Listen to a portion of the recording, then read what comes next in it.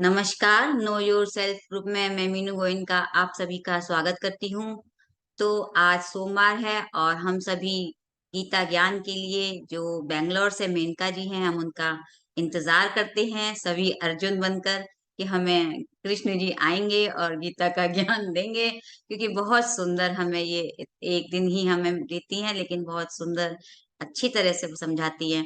तो अभी तक हमने देखा, ये हमारा तीसरा अध्याय है कर्मयोग। तो इसके पहले हमने जाना कर्मयोग कि कैसे हम कर्म करते हैं और कर्म के द्वारा अपने आप को उसमें हमारे कर्म बनते जाते हैं और हम चाहते हैं उस चक्र से निकले और हम वैसे ही कर्म करते हैं और उसमें बंधते जाते हैं। और अब हमें ये सिखा रही हैं कि ज्ञान के द्वारा हमें कैसे उनसे निकलते जाना है, मुक्ति पानी है। तो जिस तरह से कृष्ण भगवान ने 18 अध्याय में समझाया था, देखिए हम कितने अध्याय तक हम अपने आप को जगा पाते हैं। तो थैंक यू मेनका जी, और ऐसे ही आप प्रतिदिन हमें अच्छे से अच्छा ज्ञान देंगी, बहुत अच्छा लगेगा। वेलकम। और आप सभी जो यहाँ जुड़े हैं, सभी को बहुत बहुत धन्यवाद। Over to you Menka ji. Thank you Meenu ji, आपका बहुत बहुत धन्यवाद मुझे इस मंच पे बुलाने के लिए, गीता के लिए। आप सभी का बहुत बहुत धन्यवाद। और इस मंच पे जितने भी साधक जुड़े हैं उनको भी बहुत बहुत साधुवाद। हम अभी कर रहे हैं अध्याय 3 भगवत गीता का कर्म योग।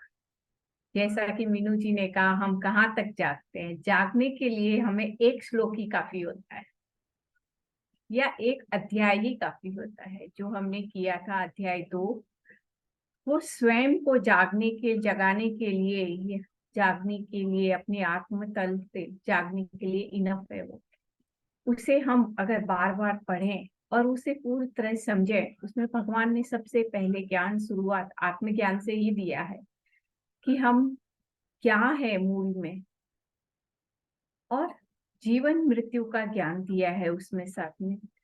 तो बहुत ही सुंदर तरीके से है, हमारे जीवन से शोक समाप्त हो जाता है और स्वयं को जागृत रखने के लिए बहुत ही सुंदर अध्याय है अध्याय 2। उसी में ही हम अपना अगर ध्यान से पढ़े करें तो आत्मज्ञान हम अपना स्वयं पा सकते हैं। है? हमने वो किया है। अभी हम आगे इस यात्रा में आगे बढ़ चुके हैं। अध्याय 3 हम कर रहे हैं, जो कि है कर्म योग।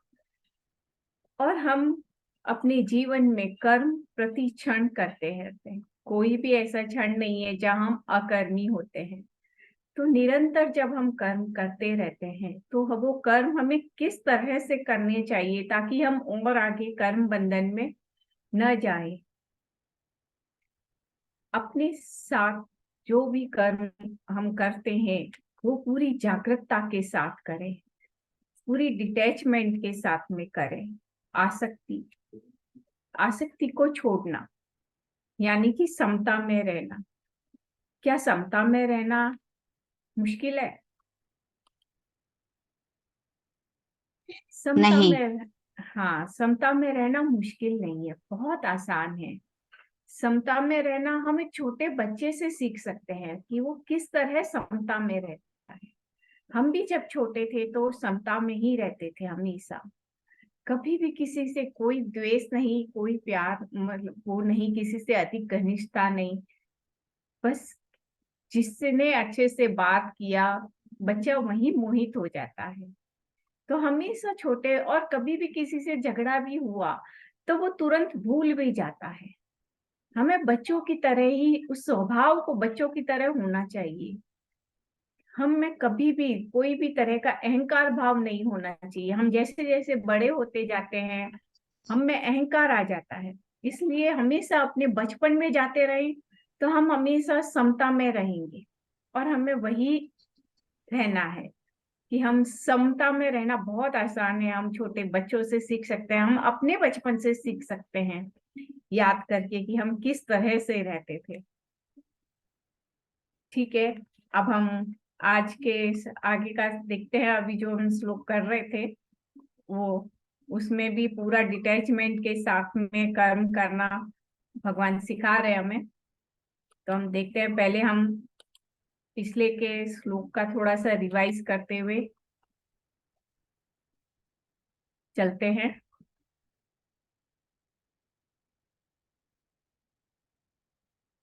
हमने लास्ट वीक देखा था, यदि यह न वर्तेय जातु कर्मण्य तंत्रितः, कि यदि ही यानी निश्चित रूप से, अहम यदि ही अहम, यदि मैं निश्चित रूप से सावधानी बरत के कर्म न करूं, तो मम वर्तमानु वर्तन्ते, तो सभी लोग, मनुष्य पार्थ सर्वसः, सभी मनुष्य लोग मेरा ही अनुसरण करेंगे। इससे पहले के श्लोक में हमने देखा थे भगवान श्रेष्ठ पुरुष के बारे में बता रहे हैं। तो श्रेष्ठता का बताते हुए बता रहे हैं कि जो भी श्रेष्ठ पुरुष होते हैं, और भगवान स्वयं भी श्रेष्ठ पुरुष होते हैं, तो ये भगवान अभी अपना ही उदाहरण बता रहे हैं कि यदि मैं कर्म सावधानी पूर्वक कर्म न करूं, तो लोग भी वैसा ही अनुसरण करेंगे। इससे कंटिन्यू में आगे ये हमने देखा था कि उत्सीते यूरिमे लोका न कुर्यां कर्म चेदहम, कि इस लोक में, संसार में, अगर मैं निर्धारित रूप से चेत अहम, अपना, मैं अगर सावधानी पूर्वक, यदि मैं सावधानी पूर्वक इस लोक में कार्य न करूं, तो उत्सित यानी उत्सर्जन हो जाना, नष्ट हो जाना, नष्ट हो जाएगा ये संसार। यदि मैं सावधानी पूर्वक कर्म न करूं, तो ये लोक नष्ट हो जाएगा। संकरस्य च कर्तास्याम उपहन्यामिमा प्रजाः, ये सभी प्रजा का में अराजकता उत्पन्न हो जाएगी, और उनका जो उपहन्या, जो उसका विनाश होगा, उसका कर्ता मैं बनूंगा। उस प्रजा का हनन जो होगा वो मेरे द्वारा होगा।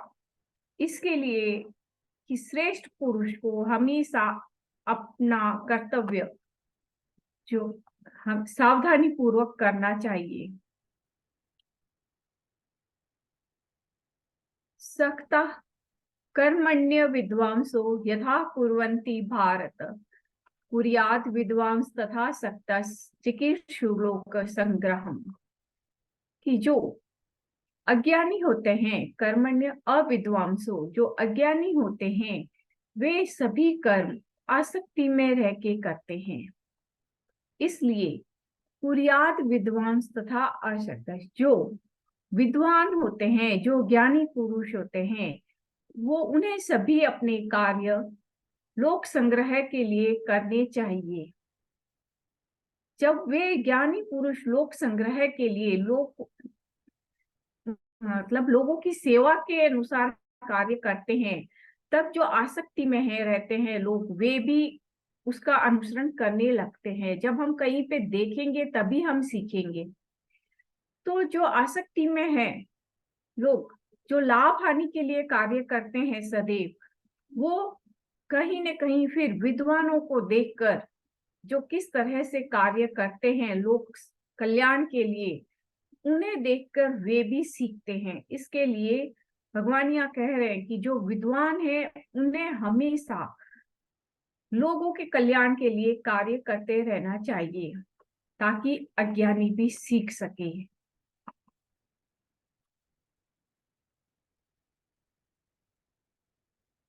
नेक्स्ट हमने देखा था कि सभी कार्य प्रकृति के गुणों के द्वारा होता है। जो भी कार्य हम करते हैं वो सभी प्रकृति के द्वारा होता है। लेकिन अहंकार, विमूढ़ आत्मा, लेकिन हमारे में जो अहंकार है, उसके कारण हम समझते हैं कि मैं ये कार्य कर रहा हूँ। ये हमारा अज्ञानता है कि उस अज्ञानता की वजह हम मानते हैं कि ये कार्य मैं कर रहा हूँ। हम कभी उस अपने आप को उस परम शक्ति के साथ जोड़ के नहीं देखते हैं, जिसके द्वारा हम कार्य करते हैं। जो हमारे से कार्य करवा रही है, इतनी हमें पावर दे रही है, प्रकृति हमें इतनी शक्ति दे रही है जिसके द्वारा हम कार्य कर रहे हैं। लेकिन अहंकार वंश हम ये जानते हैं कि हम ही कर रहे हैं। तो इस अहंकार से बाहर निकलेंगे तभी हम समझ पाएंगे कि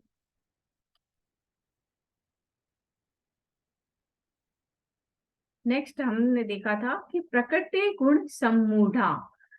जब प्रकृति के गुणों में सम्मोहित हो जाते हैं अज्ञानी लोग, अज्ञान बन जाते हैं। जब तक प्रकृति के गुणों में गुणों के दृष्टा रहते हैं तब तक हम ज्ञानी होते हैं, और उस गुणों में मोहित हो जाते हैं तब हम अज्ञानी हो जाते हैं, मूढ़ हो जाते हैं। और उसकी आसक्ति में रह के हम सभी कार्य फल के लिए करते हैं। उस आसक्ति में स्थित रह के, गुणों की आसक्ति में स्थित रह के हम सभी कार्य फल की इच्छा के लिए करते हैं। तान कृष्ण विदो मंदान न कृष्ण विन विचालये। तब श्रेष्ठ पुरुष, जिसके बारे में अभी भगवान ज्ञान दे रहे हैं, जिन्हें विद्वान कहते हैं, श्रेष्ठ पुरुष कहें या विद्वान कहें, उनका यह कर्तव्य होता है कि जो मंद बुद्धि के हैं, जो अज्ञानी हैं, उन्हें कहीं से भी और या ज्यादा विचलित न करें। उन्हें धीरे धीरे हम समझाएं। मंद बुद्धि जो है, जिन्हें अज्ञान है, ज्ञानवान तो प्रकृति का दृष्टा बन जाता है, उसके अनुसार करता है, लेकिन जब अज्ञानी है वो अपने फल के लिए कार्य करता है। लेकिन ज्ञानवान, जो ज्ञानी है, उसका ये प्रमुख कर्तव्य बन जाता है कि वो उन्हें विचलित नहीं करे, उन्हें धीरे धीरे उनकी समझ को बढ़ाए और उन्हें बताएं कि क्या करना चाहिए, कैसा उचित है। पूरा ज्ञान न थोपे एक बार में ही उन पे, ये मुख्य है, वरना वो विचलित हो जाएंगे। अब हम आज के श्लोक देखते हैं। बहुत ही सुंदर श्लोक है आज का, ये पहला श्लोक है वही। यस मीनू जी पढ़िए, बहुत सुंदर श्लोक है ये। श्रेयान् स्वधर्मो विगुणः परधर्मात् स्वनुतिष्ठितात् स्वधर्मे निधनं श्रेयः परधर्मो भयावह। हाँ, श्रेयान् स्वधर्मो विगुणः, कि श्रेय कर है स्वधर्मो, अपना स्वयं का धर्म, विगुण, चाहे आपको पसंद आए या ना आए। स्वधर्म, हमेशा सभी के धर्म अच्छे ही होते हैं, किसी के धर्म में कोई कमी नहीं होती है। ये अच्छा और बुरा, ये हमारे मन के लेवल पे ही होता है कि क्या अच्छा है और क्या बुरा है। पर धर्मो स्वनुतिष्ठता, कि जो दूसरों का धर्म है, पर धर्म यानी दूसरों का जो धर्म है, वो कितना ही अनुष्ठित हो, हमें वो चाहे कितना भी अच्छा लगे, लेकिन वो दूसरों का ही धर्म है। अपने धर्म को, दूसरों के धर्म को अनुष्ठित समझते हुए अपने धर्म को विगुण समझना, अपने धर्म को, जो अपना नियत कर्म है, उसे महत्व में कम आंकना, ये सही नहीं है। स्वधर्मे निधनम श्रेय पर धर्मो भयावह, कि स्वधर्म में, अपना जो स्वयं का जो धर्म है, उसमें अगर निधन भी हो जाता है तो वो भी श्रेष्ठ है, अच्छा है, श्रेयकर है, हमें यश देने वाला है। श्रेय यानी यश देने वाला है। अपने धर्म में मृत्यु भी यश देने वाली होती है। पर धर्मो भयावह, दूसरों का धर्म भयावह, भय देने वाला होता है, सदैव अशांति देने वाला होता है। अपना धर्म की पालना करना हमारे लिए उचित बता रहे हैं भगवान। इसको ऐसे भी समझ सकते हैं कि जैसे बहुत से सब, मतलब बहुत जगह पे ऐसे होता है कि हम जो कार्य कर रहे हैं वो हमको लगता है कि नहीं, ये अच्छा नहीं है, जो दूसरा कर रहा है वो अच्छा है। तो, लेकिन ऐसा नहीं है। और इसी अध्याय 3 के 10वें श्लोक में आया भी है कि ब्रह्मा जी ने सभी को अपना एक विशेष धर्म देके उत्पन्न किया है। तो सभी का अपना अपना धर्म है और अपने स्वधर्म का पालन करना, स्वधर्म यानी अपने जीवन का उद्देश्य, हम क्या उद्देश्य लेके जन्म लिया है, वो उद्देश्य, अपना पर्पस ऑफ लाइफ, वो उसको पालन करना ही श्रेयकर है, चाहे दूसरों का धर्म कितना भी अनुष्ठित है। यहाँ भगवान अर्जुन से कह रहे हैं, जहाँ अर्जुन बहुत ही विषम स्थिति में हो गए और वो ये कह रहे हैं कि मैं ये मैदान छोड़ के जा रहा हूं, मैं युद्ध नहीं करूंगा, मैं कहीं जाके एक ब्राह्मण का जो धर्म होता है मैं उसे अपना लूंगा, मैं भिक्षा मांग के खा लूंगा, वो मेरे लिए अच्छा है। अगर मैं यहाँ युद्ध करूंगा तो मेरे द्वारा लोग मारे जाएंगे और मुझे पाप लगेगा। तो उसी के संदर्भ में यहाँ भगवान कह रहे हैं कि तुम्हारा धर्म यानी एक क्षत्रिय का धर्म होता है कि युद्ध भूमि में आए हैं तो युद्ध करना, युद्ध को भूमि को छोड़ के जाना क्षत्रिय का धर्म नहीं है। तो स्वधर्मो विगुण, अभी इस समय अर्जुन को अपना धर्म अच्छा नहीं लग रहा है, उसमें उसमें पाप नजर आ रहा है। लेकिन भगवान कह रहे हैं चाहे कितना भी तुम्हें अभी विगुण लगेगी, लेकिन उसमें अगर अभी ये युद्ध भूमि में तुम्हारा निधन भी हो जाता है, मृत्यु भी हो जाता है, तब भी ये तुम्हें यश देगा। और अगर तुम एक ब्राह्मण को जो परधर्मा है उसका धर्म का अनुसरण करोगे, जाके ज्ञान मार्ग का अनुसरण करोगे कर्म मार्ग को छोड़ के, तो वो तुम्हें भयावह है। क्यों? वो तुम्हें अशांति देगा। अगर अर्जुन वहां युद्ध भूमि से छोड़ के कहीं जाके गुफा में ध्यान करते हैं तो उन्हें शांति नहीं मिलेगी, क्योंकि आत्मा तो अपना धर्म जानती है क्या है, उसकी आत्मा में सदैव अशांति बनी रहेगी। तो अपना इंट्यूशन, अपना स्वधर्म, उसकी पालन करना ही श्रेयकर है। ये हमारे सबके पास में, यहाँ अर्जुन एक माध्यम है और हम सबके पास में अपना स्वधर्म है, अपना जीवन का उद्देश्य है। ब्रह्मा जी ने हम सभी को वो उद्देश्य दिया है। तो उस उद्देश्य को लेके अगर उसकी पालन करते हुए हमारा निधन भी हो जाता है तो वो बहुत श्रेयकर है, यश देने वाला है। दूसरों का धर्म बहुत ही भयावह होता है, यानी कि हमें अशांति देने वाला होता है। आत्मा वहां संतुष्ट नहीं होती है, संतोष नहीं मिलता है हमें। तो ये श्लोक बहुत बहुत सुंदर है, हम सबको इसका आचरण करना चाहिए। इसमें एक कहावत भी है ना कि हमेशा पराई थाली में घी ज्यादा लगना, कि हमें लगता है कि हमारी थाली में घी कम है, दूसरों की थाली में घी ज्यादा है, वो वैसा नहीं होना चाहिए। अपनी थाली में जितना है वो बहुत अच्छा है। और दूसरा दूसरा क्या कर रहे हैं, कैसे कर रहे हैं, क्यों कर रहे हैं, वहां पे भी हमें ध्यान नहीं देना चाहिए ज्यादा। ये एक लाइन है ना इंग्लिश में, माइंड योर बिजनेस। तो हमेशा अपना जो स्वधर्म है उसी में ही रहना चाहिए, अपना माइंड अपनी स्वधर्म में ही रखना चाहिए, इधर उधर नहीं जाना चाहिए। नेक्स्ट श्लोक देखते हैं। मास्टर्स कोई और पढ़ना चाहते हैं तो सामने आए। अपना हैंड रेज कर सकते हैं। स्क्रीन पे है तो आप स्क्रीन से पढ़ लीजिए, हैंड रेज करें। जैसा भी आप पढ़ेंगे आगे अच्छा रहेगा, अगली बार दूसरी बार और कोई कमी होगी तो ठीक हो जाएगी। तो इसमें ऐसा कुछ नहीं है, यहाँ कोई सब एक बिल्कुल समान है, सब एक समान है जी। एकदम एक समान है। हम्म, पढ़ना चाहिए, पढ़ने से हम और ज्यादा सीखेंगे। बिल्कुल। चलिए कोई सभी सुनने वाले हैं तो गीता ओके का ज्ञान, तो चलिए मैं ही पढ़ देती हूँ। ठीक है। मुझे पिछले बार वाला आपने बहुत अच्छा समझाया, तो मुझे लग रहा है कि हमें अपने जो हमारा जो अपना है उसको ही फॉलो करना चाहिए, जो हमारा स्वधर्म है। और क्योंकि अभी ये चीज इसलिए मेरे को भी याद आई, अभी 2 दिन पहले सैटरडे को एक मूवी दिखाई थी रितु ने, उसमें यही था, हमें दूसरों को देख के नहीं सोचना है, हमें ये करना है, हमें वो करना है। जो हमारे लिए डिवाइन ने सोचा होगा वही सही होगा।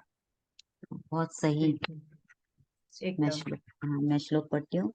कामेशः क्रोध एष रजोगुण समुद्भव महाशनो महापाप्मा विद्येन मिह वैरिणम।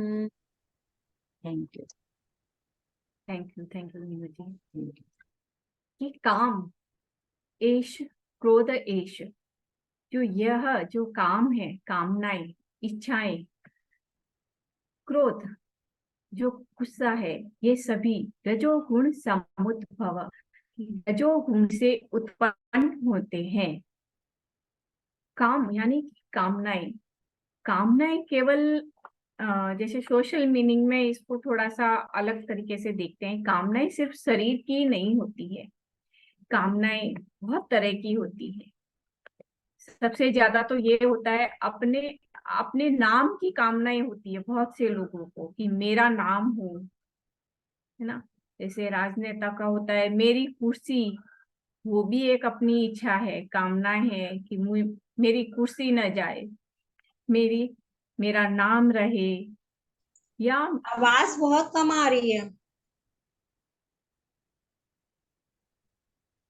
आप अपनी साइड से देखें, आवाज तो ठीक है दीपा जी। और किसी को भी कम आ रही है? नहीं, ठीक है। आप चेक करें अपना ईयरफोन। ठीक है जी, कंटिन्यू कीजिए। हाँ, काम एश, तो कामनाएं बहुत तरह की होती है। किसी को धन की कामना, किसी को नाम की कामना, किसी को अपने कुर्सी की कामनाएं। तो सभी तरह की कामनाएं जो होती है, इच्छाएं जो होती है, और क्रोध, ये सभी रजोगुण से उत्पन्न होती है। महासनो महापापमा, ये महासनो यानी कि महाविनाश वाली होती है और हमें पाप के रास्ते पे धकेलने वाली होती है। इसलिए विद्ये नमिह वैरिणम, तो इन्हें अपना वैरिणम दुश्मन जानना चाहिए। ये जो काम इच्छाएं जब उत्पन्न होती है, और अगर कोई एक इच्छा पूरी हो जाती है तो हमें वो उसके प्रति लोभ बढ़ने लगता है, और जब लोभ बढ़ता है और फिर वो पूरा नहीं होता है, तब हमें ये क्रोध जागृत हो जाता है। तो ये सभी रजोगुण से उत्पन्न होते हैं। तो ये जब हम इन तीनों को अपनी कामनाओं पे, सबसे पहला जो इच्छाएं होती है वहां से शुरू होता है ये सब इच्छाएं, इच्छाओं से लोभ, लोभ से फिर क्रोध। तो जब जो जहां शुरुआत है इच्छाएं, वहीं पे ही हमें अपना अंकुश लगाना चाहिए, ताकि ये और आगे बढ़े ही नहीं। इसके लिए सबसे अच्छा साधन होता है कि हमेशा ग्रेटिट्यूड में रहना, कि भगवान ने हमें इतना दिया है, उसके लिए हमेशा ग्रेटिट्यूड करें। जब हम उसके लिए इतना दिया है हम एक्सेप्ट करते हैं और उसके लिए ग्रेटिट्यूड करते हैं, तो हमारी और इच्छाएं नहीं बढ़ती है, इच्छाओं पे स्वतः ही अंकुश लगने लग जाता है। तो अपनी जो सबसे पहली इच्छाओं पे को रोकना, और इच्छाएं अगर रुक जाएगी तो उसमें लोभ नहीं होगा, फिर हम और आगे क्रोध भी नहीं आएगा, क्रोध नहीं आएगा तो आगे कोई भी तरह का हमारे में।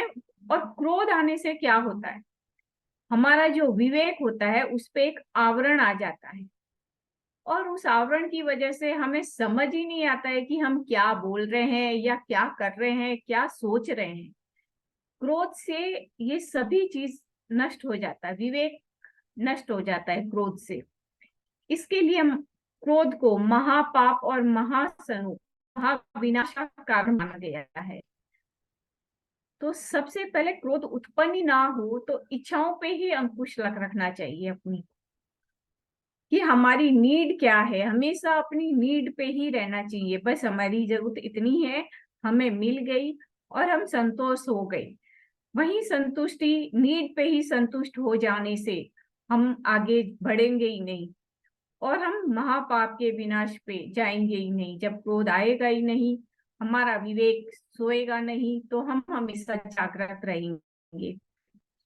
और इसका एक और है कि अभी कभी भी हम कोई भी कार्य करें तो हमेशा अपने आप से सवाल करते रहें कि क्या मैं ये सही कर रही हूँ।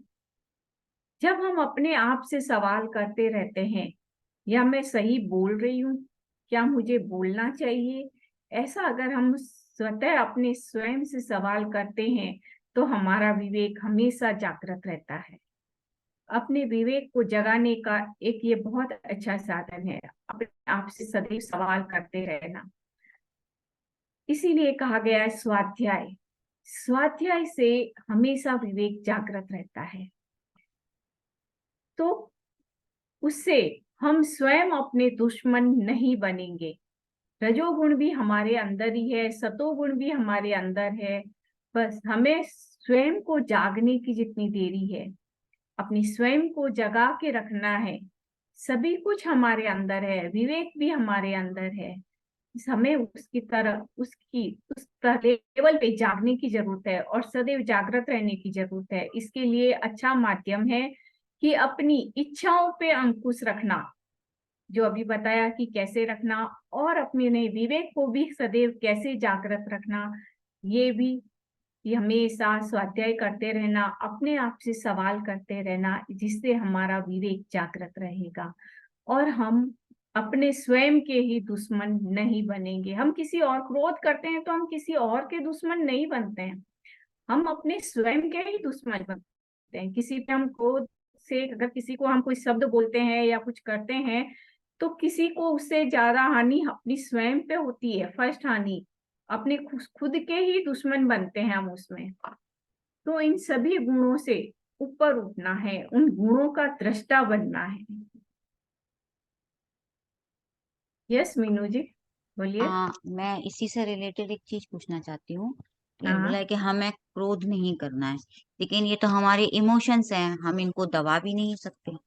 तो अगर आएगा ही क्रोध, तो आएगा ही जब है वो तो, क्योंकि अब इतना स्वाध्याय करते हैं, इतना किताबें पढ़ते हैं, इतने सेशन लेते हैं, तो कहते हैं जैसे नेगेटिव और पॉजिटिव के मिलने से ही पूरा होता है। तो खाली ऐसा नहीं है कि हमारे अंदर से पूरी तरह से नेगेटिव चला जाए।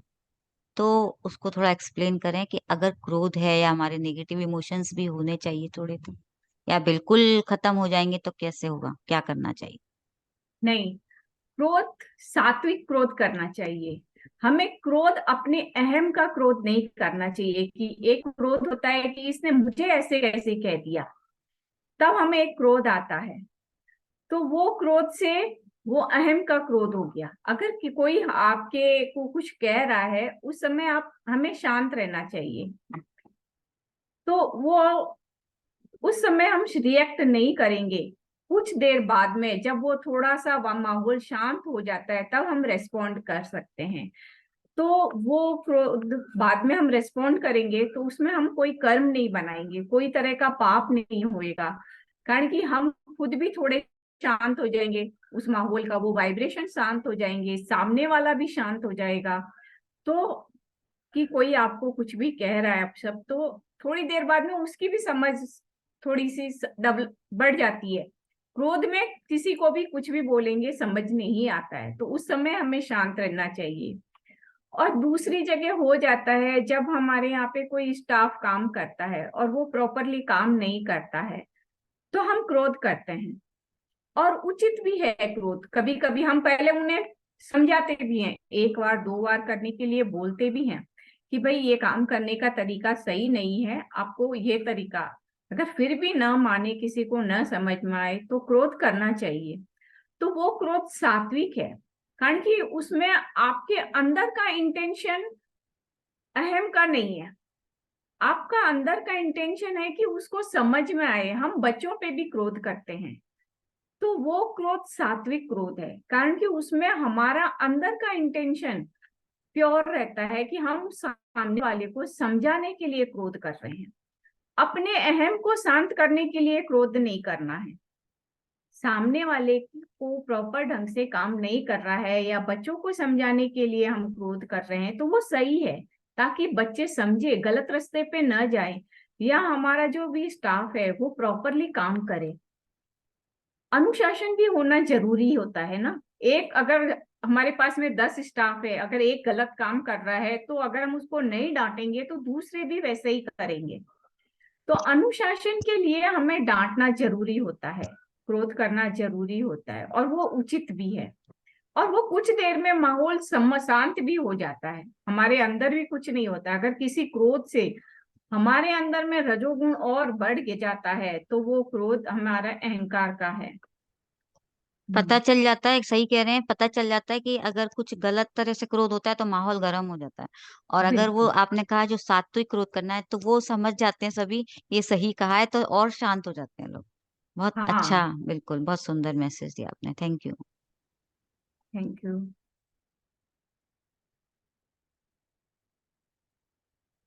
या नेक्स्ट है 38 नंबर श्लोक। आज के श्लोक सभी बहुत सुंदर है, अच्छे मैसेज वाले हैं। दीपा जी पढ़ेंगे क्या? घूंघट के पट खोल तो हे पिया मिलेंगे, बहुत हाँ, सुंदर। मेरा वॉइस अब क्लियर हो गया। हाँ बिल्कुल क्लियर है, पढ़िए जी।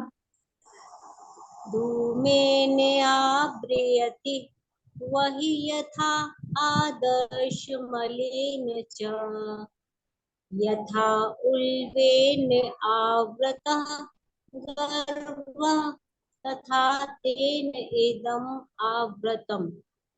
हम्म, थैंक यू दीपा जी। दोबारा पढ़ूं क्या? नहीं नहीं, अच्छा पढ़ा आपने।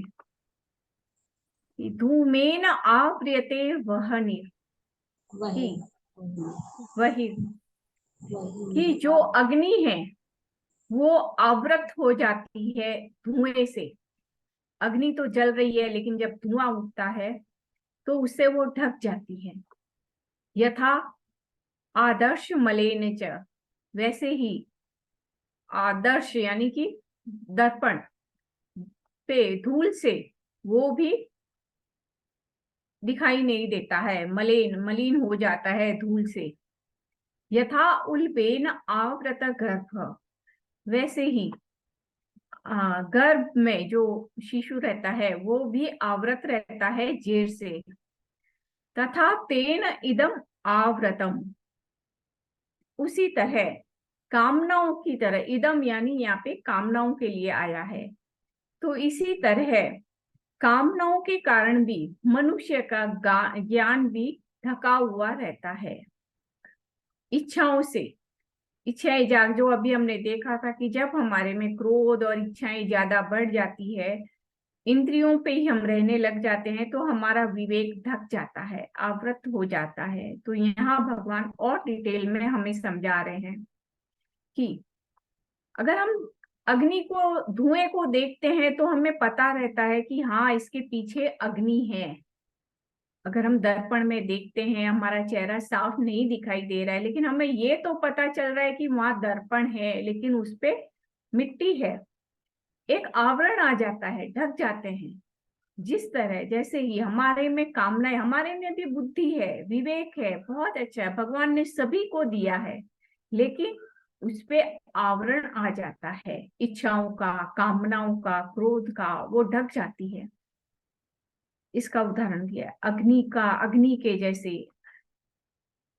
अग्नि ढक जाती है धुएं से, उसी तरह ये सभी। तो क्या उचित है और क्या अनुचित है, ये सभी हम विवेक से जान सकते हैं। और अगर विवेक ही ढका हुआ रहेगा तो क्या हम कुछ भी जान पाएंगे? हम कुछ भी नहीं जान पाएंगे, हम गलत काम करेंगे। वही है जो अभी पिछले श्लोक में देखा कि हम पाप और विनाश के कारण बनेंगे। उसी को ही भगवान यहाँ आगे सिखा रहे हैं, बता रहे हैं। तो विवेक हमारी वो बुद्धि में प्रकट होती है, बुद्धि से में स्थित होती है, और हम अपने विवेक से ही जान सकते हैं क्या सही है क्या गलत है, उस आवरण को हटा सकते हैं। इसके लिए सदैव अपने विवेक को जागृत रखना, सदैव स्वयं का स्वाध्याय करते ही रहना चाहिए। नहीं तो हमारा विवेक सो जाता है, किस तरह धुएं में खो जाता है, मिट्टी में मलिन हो जाता है, एक घर जेर से ढका रहता है, उसी तरह हमारा विवेक भी ढक जाता है। तो विवेक अगर ढक जाएगा तो हम क्या नियत कर्म बराबर से कर पाएंगे? नहीं कर पाएंगे। हम सदैव आसक्तियों में ही रहेंगे, इंद्रियों में रहेंगे, आसक्ति में रहेंगे। तो ऐसा नहीं करना है, अपने विवेक को जागृत रखना है। 5 मिनट भी बैठ के हम अपने आप से सवाल कर सकते हैं कि आज हमने क्या क्या किया, क्यों किया, क्या हमें ऐसा करना चाहिए। सवाल करना अपनी स्वयं से, अपना ही दरवाजा नॉक नॉक करते रहना चाहिए। ठीक है, आगे चलते हैं इसमें।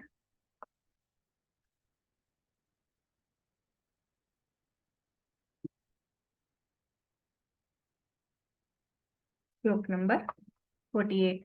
39 भी सेम ही है जो अभी हमने देखा था कि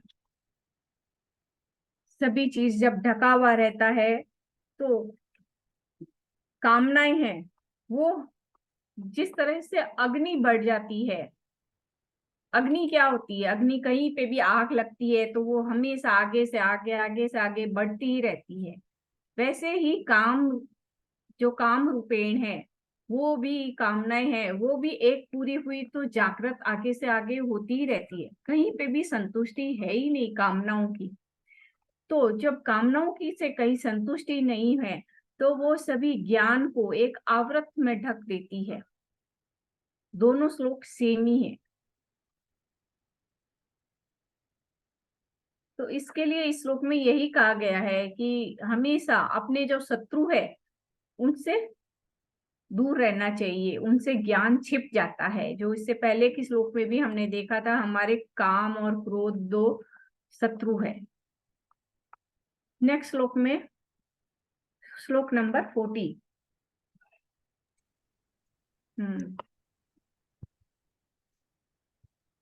कोई हैंड रेज है नहीं? हाँ, इन्द्रियाणि मनोबुद्धि रस्याधिष्ठानमुच्यते एतैर्विमोह्यते येष ज्ञानमावृत्तदेहिनम्। Thank you Meenu ji. कि इंद्रियाणि मनोबुद्धि अधिष्ठान मुच्यते, अधिष्ठान मुच्यते। कि जो इंद्रियां हैं, मन है, बुद्धि है, वो सभी ये रश्या यानी कि इसके द्वारा, यानी कामनाओं के द्वारा, इसकी इन सभी का निवास स्थान है। इंद्रियां, मन और बुद्धि, इन सभी का निवास स्थान है कामनाएं। कामनाएं इन सभी में स्थित रहती है या इनमें उठती रहती है। इंद्रियों में, मन में, बुद्धि में, इन सभी में अधिष्ठान मुच्यते, इनमें उत्पन्न होती रहती है। एतैर विमोह मत्य से ज्ञान मावृत्य देहिनम्। एतैर, इनके द्वारा मोहित होकर, इनके द्वारा यानी कि कामनाओं में मोहित होकर होकर जो ज्ञान ढक जाता है, देहिनम्, देहधारियों का ज्ञान ढक जाता है। अभी जो हम देख रहे हैं वो सभी एक ही समान है कि इंद्रियां, मन, बुद्धि, ये सब हमारी कामनाओं का स्थान है। पहले आया था कि कामनाएं और क्रोध को छोड़ देना चाहिए, उनके द्वारा ही हम पाप वगैरह करते हैं। और वो कहाँ स्थित है, अब वो बता रहे हैं कामनाएं कहाँ स्थित है। सबसे ज्यादा अधिक काम हमें अपनी कामनाएं यानी इच्छाओं पर ही करना होता है। अगर इच्छाएं रुक जाएगी, उन पे अंकुश हो जाएगा, वो अपनी कल्चर हो जाएगी, व्यवस्थित हो जाएगी, वहां से हम जब संतुष्ट हो जाते हैं, एक होती है हमारी इच्छाएं और एक होती है हमारी जरूरत, आवश्यकताएं। इन दोनों में बहुत डिफरेंस है। आवश्यकताएं, भूख लगी है, हमें भोजन की आवश्यकता होती है, हमें कपड़ों की आवश्यकता होती है, तो वहां जितनी जरूरत है उतना ठीक है, आवश्यकताओं पे ही रहना चाहिए। और इच्छाएं क्या होती है, वो हमेशा अभी ये फैशन है, हमें ये चाहिए, हमें ये खाना है, उस जगह का खाना है, वहां पीना है, तो ये जो होता है, इच्छाएं हमेशा आगे से आगे चलती रहती है। इसके लिए है कि इंद्रियों में, मन बुद्धि में नहीं रहना, वहीं पे ही अब उनका, इनके निवास स्थान कहे जाते हैं, यानी कि कामनाओं का निवास स्थान कहा जाता है।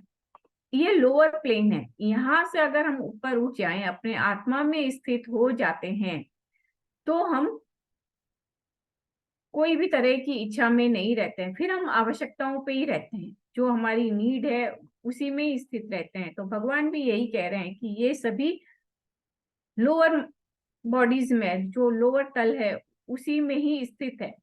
इन सब से ऊपर उठ जाना है, और इन कामनाओं के द्वारा हम मोहित हो जाते हैं,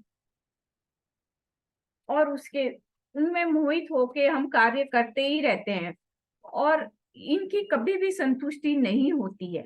जब इनमें मोहित हो जाते हैं तो इनके द्वारा आगे से आगे, आगे से आगे हम इन्हीं के बंधन में, कामनाओं इच्छाओं के बंधन में ही रहते हैं। ये और कभी भी संतुष्ट हो ही नहीं पाते हैं। तो इन सभी से ऊपर उठ जाना है। देहधारी पुरुषों को मोहित करता है। हमें अपने देह में रहना ही नहीं है। देह, ये शरीर नहीं है, हमें देह भाव में नहीं रहना है। हमें अपने आत्म स्वरूप में रहना है, तभी हम यहाँ से ऊपर उठ पाएंगे। यही है कि हमें अपनी लोअर बॉडीज में नहीं रहना है, अपनी आत्मा में स्थित रहना है। यस फ्रेंड्स, आशा करती हूँ आपको आज के श्लोक समझ में आए होंगे।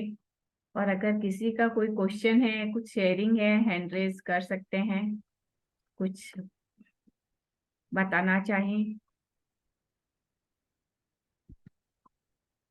थैंक यू मेनका जी। तो हम थैंक यू। थोड़ा सा हम जो हमने जो श्लोक लिए, पहला तो आपका था कि हमें स्वधर्म को समझना है, अपना धर्म, और हमें अपने धर्म को जानेंगे। कामनाओं के बारे में भी बताया आपने कि कामनाओं की कौन कौन सी जगह है ना। तो हम अपनी इच्छाओं को कैसे वश में करें, क्रोध को कैसे समझें, देखें। क्रोध भी हमें करना है, लेकिन सोच समझ कर, जहाँ जरूरत हो। तो आज बहुत अच्छे मैसेज मिले हैं हमको, तो दैनिक जीवन में हमारे लिए बहुत उपयोगी होते हैं अगर हम इन पे थोड़ा थोड़ा सा अपने आप पे चिंतन करते रहें, स्वयं के लिए मंथन करते रहें। बिल्कुल सही। मास्टर्स, कुछ भी पूछें, कुछ शेयर करें, आज के श्लोक से आपको क्या कुछ नया सीखा। आप भी अपना एड ऑन कर सकते हैं, बता सकते हैं कि हाँ, आपकी लाइफ में भी कोई इस तरह का कोई एक्सपीरियंस हो, शेयर करें। दीपा जी का हैंड रेज हुआ है। रेखा जी, तो पहले हम रेखा जी को लेते हैं। जी रेखा जी, अनम्यूट करें आप अपने आप को। रेखा जी, जी रेखा। आज आज क्रोध के ऊपर जो बोला ना, बहुत अच्छा लगा।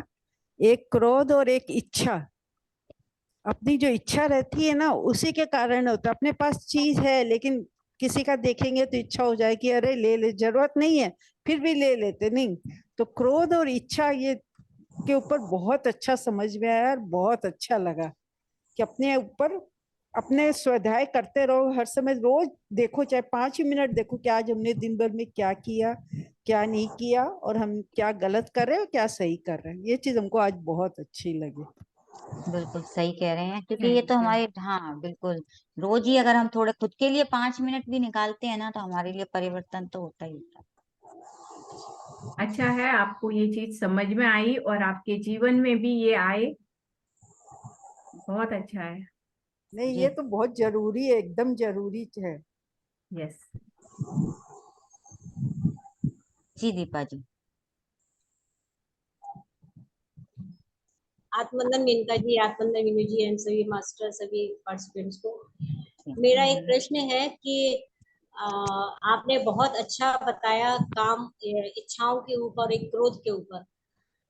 तो इच्छाएं तो सभी को, सही बात है कि आजकल के जिस तरह का माहौल है उसमें इच्छाओं को हमें अपने ऊपर नियंत्रित करना चाहिए, उससे शायद बहुत सुखी भी रहेंगे।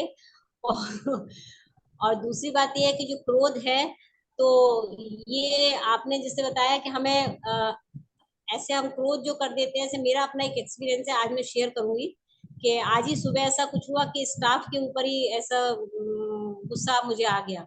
फिर लेकिन ऐसा होता है कि फिर मुझे बाद में रियलाइज हुआ कि नहीं, मुझे नहीं करना चाहिए। होता है ना कि जैसे मैं गुस्सा तो कर दिया, लेकिन बाद में लगता है कि अरे हमने क्यों उसको गुस्सा कर दिया, किस लिए ऐसा कह दिया, नहीं कहना चाहिए। बट मुझे यहाँ इस जगह में मुझे ऐसा लगता है अभी इस सेशन में अटेंड करने के बाद कि मैं अपनी जगह बिल्कुल गलत नहीं थी, मैं अपनी जगह सही थी। क्योंकि कभी कभी ऐसा होता है हमें गुस्सा करना भी चाहिए, जो आज आपने सेशन में अभी बताया कि कभी कभी सही के लिए, सच के लिए गुस्सा करना ही चाहिए। क्योंकि हमेशा हम कहते हैं नहीं गुस्सा मत करो, गुस्सा मत करो, क्यों गुस्सा कर रहे हो बिना वजह। लेकिन हम कब अपना गुस्सा उतारें?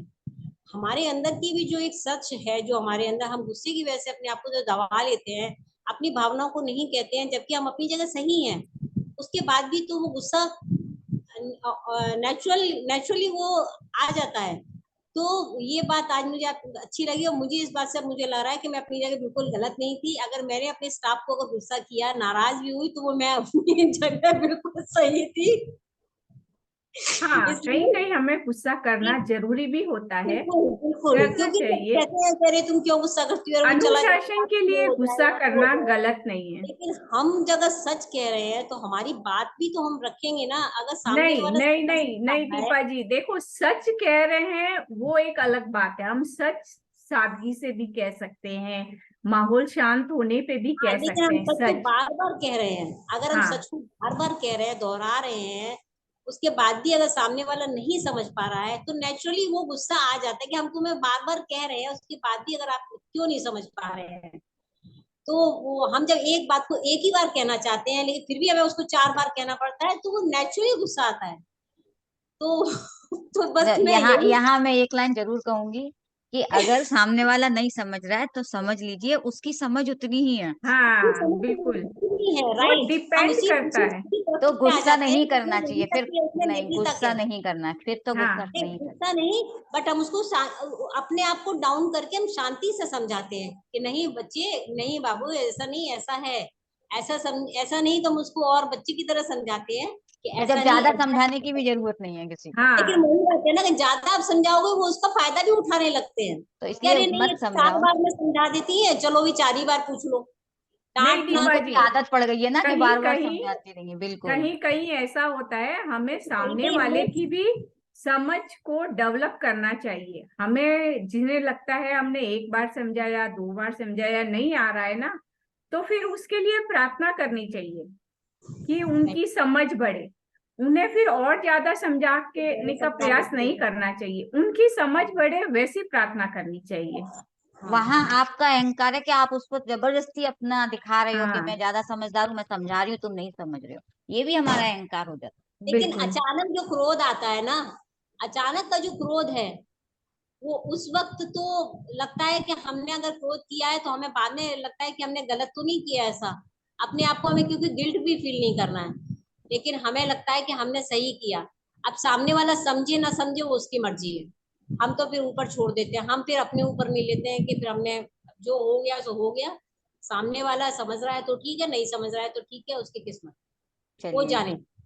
चलिए, बस थैंक यही यू, मेरे पास बिल्कुल मेरे को थैंक यही यू। शेयर करना था। थैंक आप यू। आप थैंक हल्के यू। हो गए, थैंक यू दीपा जी। हाँ, चलिए, एक एक हैंड रेज और मैंने अभी देखा था, किसका था? चलिए, कोई नहीं। तो किसी का कोई शेयरिंग नहीं है, तो अब हम ध्यान की ओर चलते हैं, मेनका जी। हाँ जरूर। अपर्णा जी, आप कुछ कहना चाहते हैं? नहीं, मैं थोड़ी देर से जुड़ी। नमस्ते मेनका जी। नमस्ते। मुझे ये लगा जो आप शायद कुछ टॉपिक आप कहना बात चाहें। कर रहे थे, तो थोड़ा बहुत ही बोलते ना स्पेशल है, क्योंकि गुस्सा से है वो है, तो मुझे भी अक्सर आता है। लेकिन आजकल मैंने सीख लिया है कि उसको डाइवर्ट कर लेती हूँ। क्योंकि कभी कभी ऐसे होता है कि जैसे मैंने कहा, मेरी स्टाफ मुझे पहला फील करवाती कि वो उधर है, मैं उनके अंदर हूँ। तो मैंने कहा ठीक है, एंजॉय कर लो, मैं कम होने में कम नहीं हो जाऊंगी। तो ये मुझे बिल्कुल। हेल्प कर गया। कोई बात नहीं, फील कर, मुझे समझा के चली जाती है कि काम कैसे करूँ, घर कैसे रखना चाहिए। अच्छा ऐसा है क्या, ठीक है, ओके फाइन, मैं कर लूंगी। तो ये मैंने अपने एंगर का कहा है। और जैसे लास्ट में दीपा जी ने कहा, सामने वाला कुछ भी समझ ले, हम वो समझे मैं तो सही हूँ, तो थोड़े हद तक ठीक है। कभी कभी आपने जैसे मेंशन किया कि थोड़ा सा काम डाउन हो जाए, तो हम भी समझ में आ जाता है कि किस पॉइंट पे हमने रिएक्ट करना है, किस पॉइंट पे नहीं। आई थिंक यही चीज हमें ध्यान और भगवत गीता सिखाता है, द की बिल्कुल। पॉइंट्स, कहाँ रुकना है, कहाँ जाना है। एक म्यूजिकल नोट की तरह भी मैं समझती हूँ कि कहाँ ऊपर होना है, कहाँ नीचे जाना है। तो मैं थोड़ी देर से जुड़ी, फिर भी मुझे बहुत अच्छा लगा आपका discussion. Thank you so much. Thank thank you. You, thank you. Thank you Aparna ji. Thank you. बहुत अच्छा शेयरिंग है आपका कि हमें समझना चाहिए कि हमें क्या करना है क्या नहीं, तो हमारी भी समझ बढ़ती है वहां पे। कभी कभी हम शांत रह के भी बहुत कुछ सीख जाते हैं, कभी कभी नहीं, बहुत बार हम शांत रह के ही सीखते हैं। तो थैंक अब हम, थैंक यू, बहुत सुंदर आपने जवाब दिया कि हम शांत रह के ज्यादा सीखते हैं, सही बात हाँ। है। चलिए, तो अब मास्टर, अब हम थोड़ा और अपने अंदर जाते हैं शांत होने के लिए, हम्म। अपने आप को जानने के। तो यस, आप हैं अभी ध्यान में मैं या? 15 मिनट्स मोर। हाँ, तो बस आप बिठाइए ध्यान में, फिर आप जा सकते। थैंक हाँ, यू, थैंक यू। मैं म्यूजिक शेयर। थैंक यू आप सभी का, इतनी शांति से आप सभी लोग सुनते हैं, उसके लिए बहुत बहुत धन्यवाद। अब हम ध्यान यात्रा में चलेंगे। सभी लोग एक सुखद आसन में बैठ जाएं। सुखद आसन सदैव स्थिर आसन रहता है। पतंजलि भी कहते हैं स्थिरम सुखम आसनम। जितना सुख पूर्वक आसन होगा, हम उतने ही ज्यादा स्थिर होके बैठ पाएंगे, और स्थिरता में ही हमारा ध्यान अच्छा होता है, हमारा विचार कम होते जाते हैं। तो सभी लोग स्थिर आसन में बैठें और अपने पाँव को क्रॉस, अपनी फिंगर्स को क्रॉस, और अपनी आंखों को बेहद कोमलता से बंद कर लेंगे।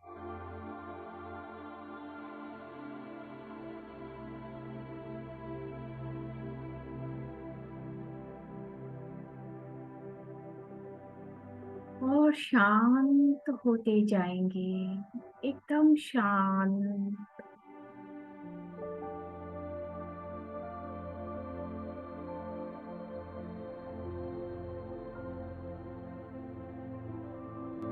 और अधिक रिलैक्स, पूरी तरह रिलैक्स।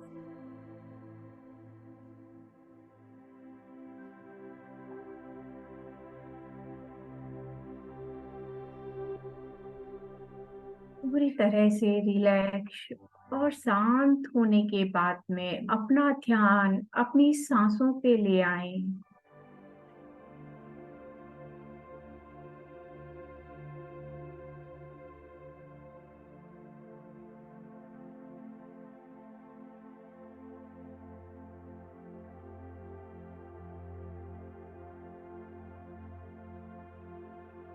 अपनी आती हुई सांसों को देखना और जाती हुई सांसों को देखना,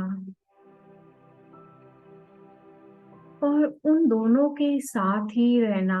बस यही है आनापानसति ध्यान।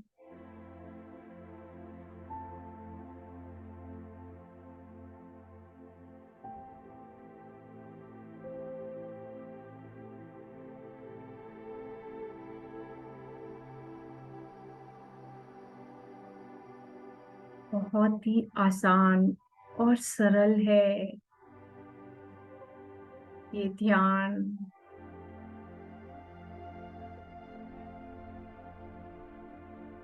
अपनी सांसों के साथ योग में रहना।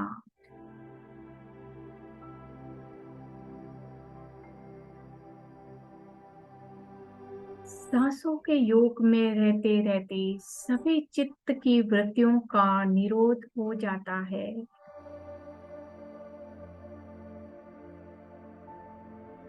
पतंजलि में ऋषि ने कहा है, योगस्थ चित्त वृत्ति निरोध।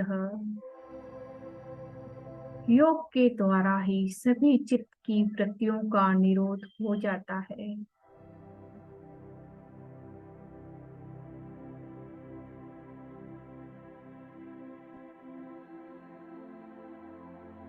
इसलिए अपनी प्रत्येक सांस के साथ योग बनाए रखें।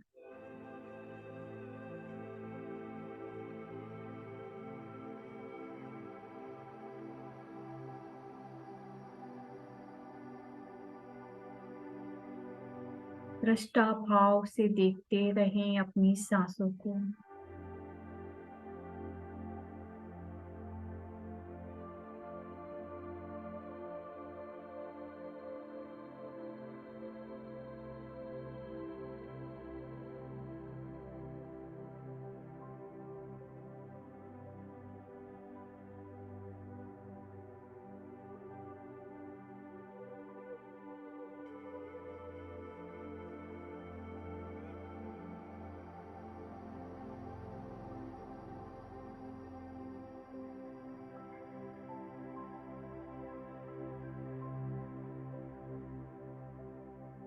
अपनी सांसों के साथ योग में रहते रहते हमारा अपना स्वयं से योग हो जाता है।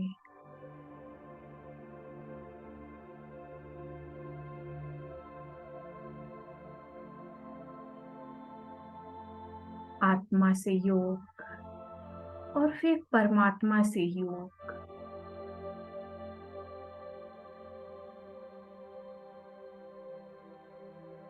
योग ही जीवन है या जीवन ही योग है।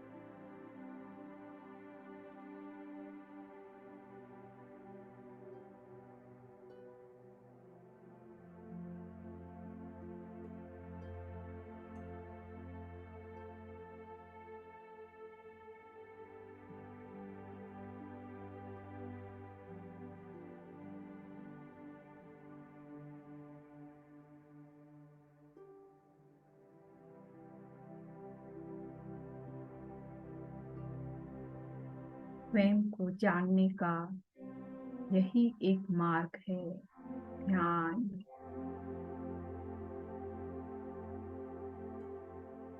अपने श्वासों से योग और उसके बाद में स्वयं से योग। स्वयं को जानना ही ध्यान है।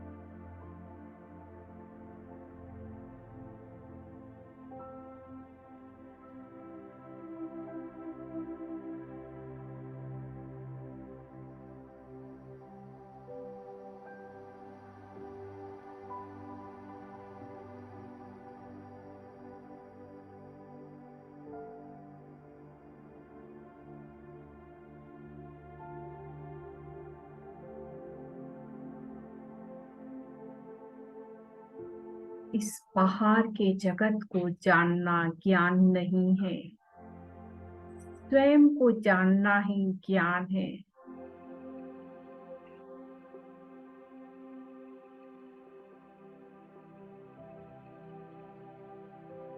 इसलिए अपनी हर श्वास से योग बनाए रखें। जो विचार आ रहे हैं उसे आने दें और जाने दें।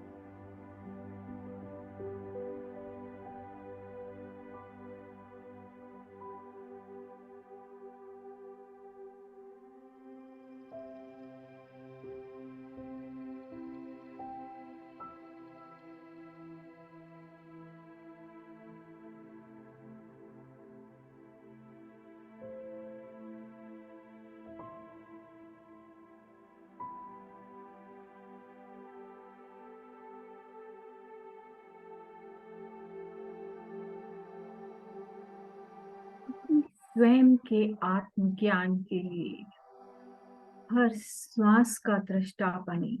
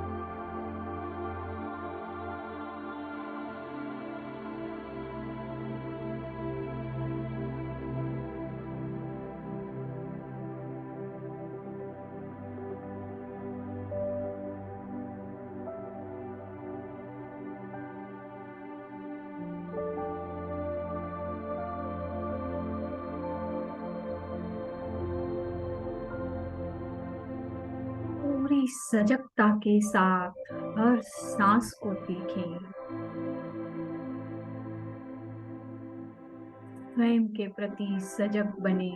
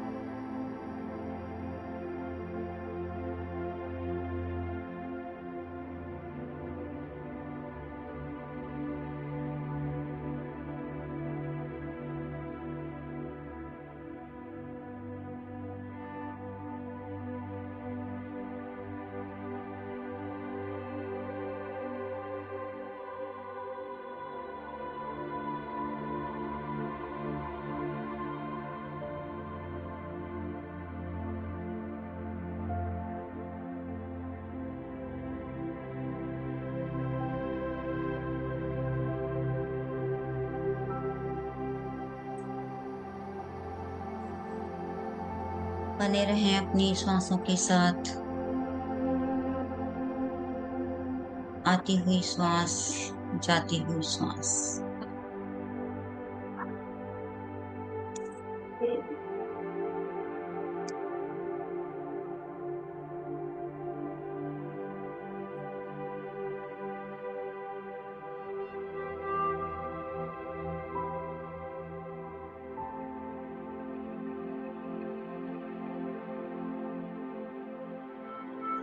श्वासें ही हमें हमारे परम तत्व से जोड़ती हैं, उस आनंद की अनुभूति कराती हैं।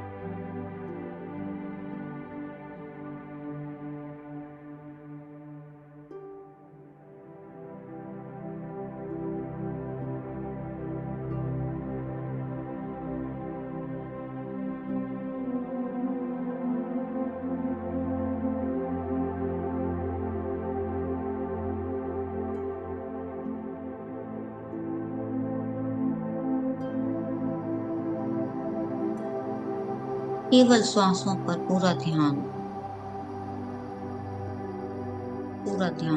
श्वासों पर, अपने हर एक स्पंदन को फील करें।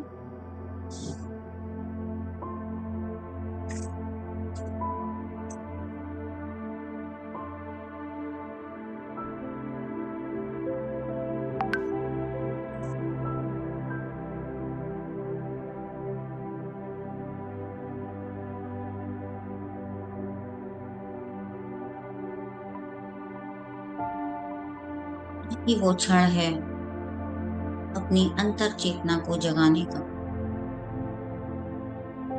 जो हो रहा है होने दो।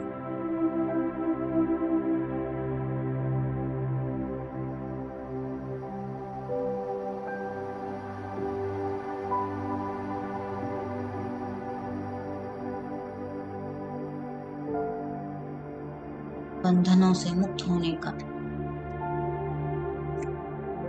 मुक्त हो जाएं अपने आप को, जो हमने रोक रखा है, लिमिट कर रखा है।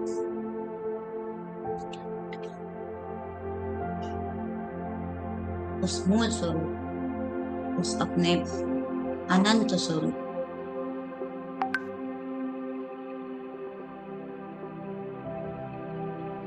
जुड़ जाएं उससे, बने रहें।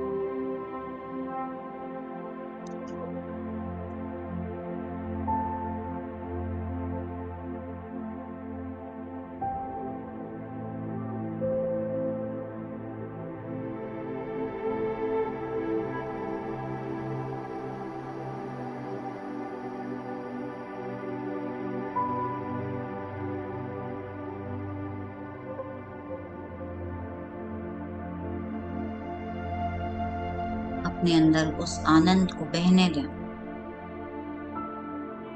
उस प्रकाश को फील करें।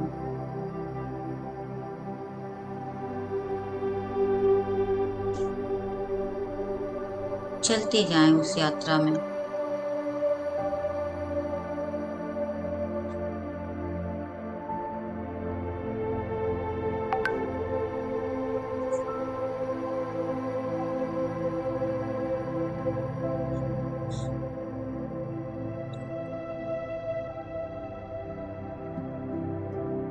उसकी शीतलता, उसकी शांति, उसके प्रेम महसूस करें।